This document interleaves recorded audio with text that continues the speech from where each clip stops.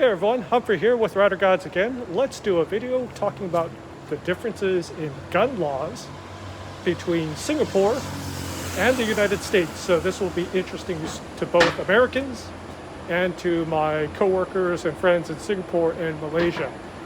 Because one of the things that people always ask me once they find out I'm from the United States is, dude, I've been watching the news and there's shootings in the United States. Well, tell me about the gun laws. So figured it's easier for me to do a video on gun laws. All right, let's start off with the simple one. Singapore gun laws. Very easy. You can't have a gun, period. If you are caught with a gun, it's super bad. I don't know if it's exactly a capital crime, the same as drugs. So if you're caught with some drugs, it's death penalty. I mean, it's you're done. But it is extremely serious if you have a gun. They're caught with a gun. Also, I don't know if this is true, but a couple people have told me you cannot even have a bullet, a cartridge, a unspent round. If you're caught with that, you're also in big trouble. So no gun, no ammo. You also cannot have a replica gun, so something that looks like a gun. So, pretty simple, right? No guns. Now, the police have guns, and Singapore police, auxiliary police, which would be the same as a security guard, security officer in the United States, they are allowed to have guns. And in fact, the police, when they walk around, I'll do another video talking about police, but they'll walk around, they'll have the sidearm, they'll have the pistol, but one out of the group will have a carbine, a long gun. Now, I don't know if it's just semi-auto or if it's tri-burst or full auto, but it's a bigger gun. It's some decent firepower. So that's easy. Singapore. Okay, United States. Oh boy. So let's start off with the Second Amendment. So the Second Amendment says that you have the right to bear arms. So now there is a debate, there is a vigorous debate about whether that counts in today's day and age, right? So Second Amendment was written way back when, 200 plus years ago, and it was a different time. There's the British, the occupation, all that stuff, right? Now you have a police force, so there is some debate whether that counts, but for now, Second Amendment stands, and you have the right to have arms. Now, that being said, states and cities can enact restrictions on that right. So what does that mean? It could mean a waiting period. So you want to buy a gun, you have to wait 5 days, you have to wait 10 days, you have to wait 15 days, right? So they could do that. There's background checks of varying lengths. Some states, it's like an instant background check. It's almost basically no background check, but they just run your license and that's it. Other states, it can be a longer one, 30 minutes, 10 days, something like that. So background check, waiting period, magazine limits. So they can enact, how many rounds a magazine can hold. 10 rounds, 8 rounds, whatever, right? California has one. I don't know if it's been repealed yet, but 10 round maximum capacity on the magazine. Sorry, it's getting a little dark. I'm walking under a very dark tunnel. So magazine capacity, also the type of gun. So there are differences between types of guns. So pistol, right? Something you can put on your side, you can hide it, concealable. Generally, most states, I believe it's 21 years old that you could buy a pistol. Longer guns, rifles, shotguns, those things in some states 18 years old and above, you're fine to buy that. Also, states can enact a licensing requirement. So you have to take a course and a safety course. California, so you have to take a safety course to buy the pistol. Also, you may have to take a safety course or register to buy ammo. California is that way unless it's been repealed. So you can see there's a hodgepodge of different laws and different combinations that can happen. So I'll give you two examples.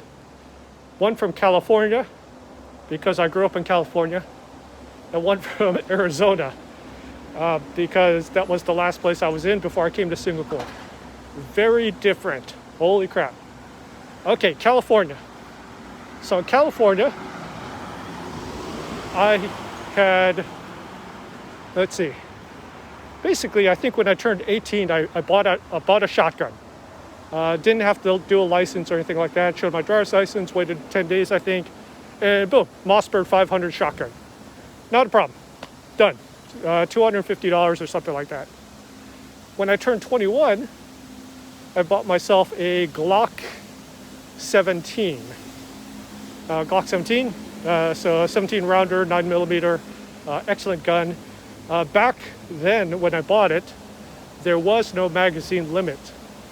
So the magazines held 17 rounds. A couple years later, there was they enacted a law, and it's 10 rounds.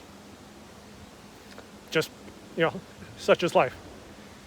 So that's California. Then I went to the Sheriff's Academy. I went to San Bernardino Sheriff's Academy reserve class. I went to Rio Hondo reserve class, and got hired by Indian reservation. And then the laws were a little different for me because I was working for an Indian reservation. Basically, I could buy whatever I wanted. The chief of police or chief of law enforcement for the tribe would write a letter. You take that letter to a gun store, and because you're a law enforcement, you're okay. You're completely fine. So that's California. You can still get a gun. You can still get a pistol. You can still get a rifle. You can still get a shotgun. You just have to wait 10 days. There's limitations on how much ammo, but you can still get it. Let's talk about Arizona. So as soon as I moved to Arizona and I got my Arizona driver's license, I went straight to the gun store and walked to the gun store, and I said, hey, I just moved from California and I just got my Arizona driver's license. And the gun store owner, the guy behind the counter, started laughing. He's like, yeah, we get a lot of you. Have fun. Everything you see in here, have at it. So looking around, and a gun store in Arizona has everything. And I'm sure it's the same way, like if you go to Texas or whatever. But I mean, we're talking AR-15,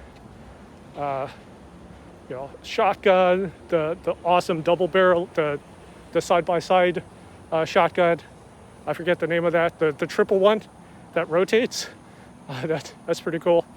But 50 cal. I don't need a 50 cal, but they had the Armalite 50 cal, the BMG as well, Barrett. So it's all available to you in Arizona. And I looked up on the wall. There was an AR-15, and hey, that looks pretty cool. Can I take a look? Yep. He's like, this one's on special, $550.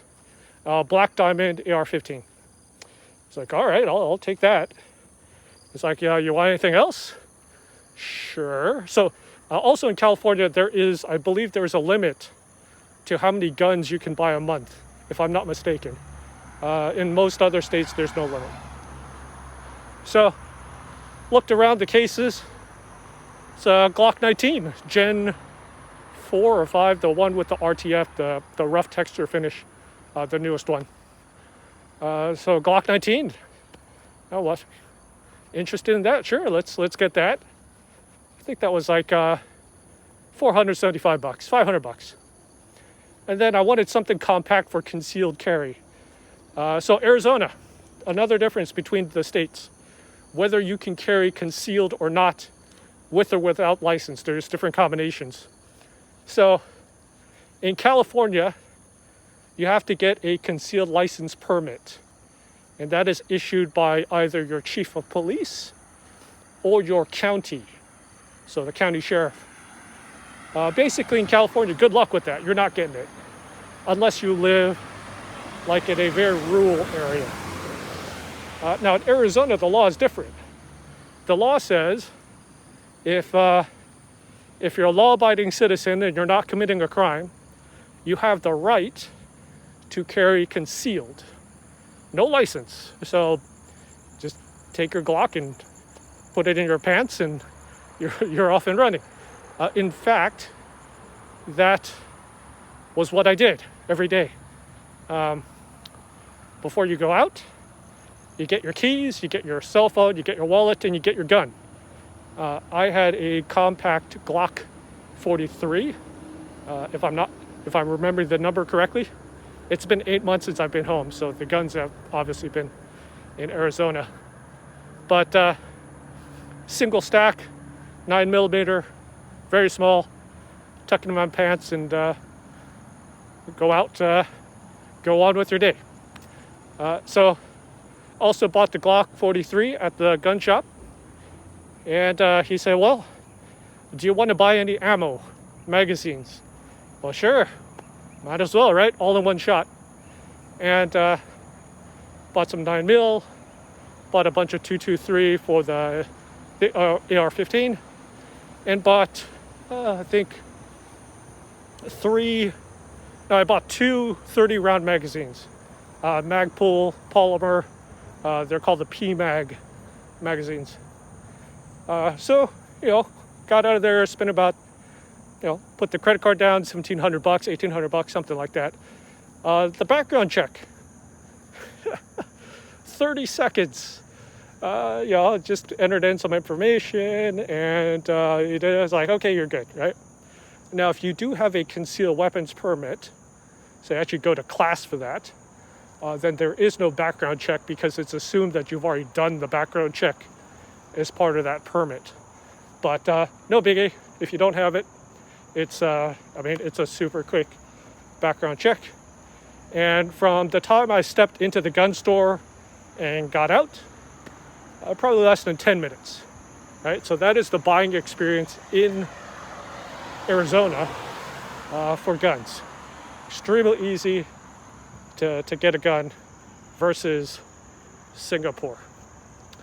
So hopefully that's been informative for you, especially if you're from Singapore or Malaysia, just understanding how gun laws work in the United States. My name's Humper with Rider Gods. Thanks for watching, and I'll see you on another video.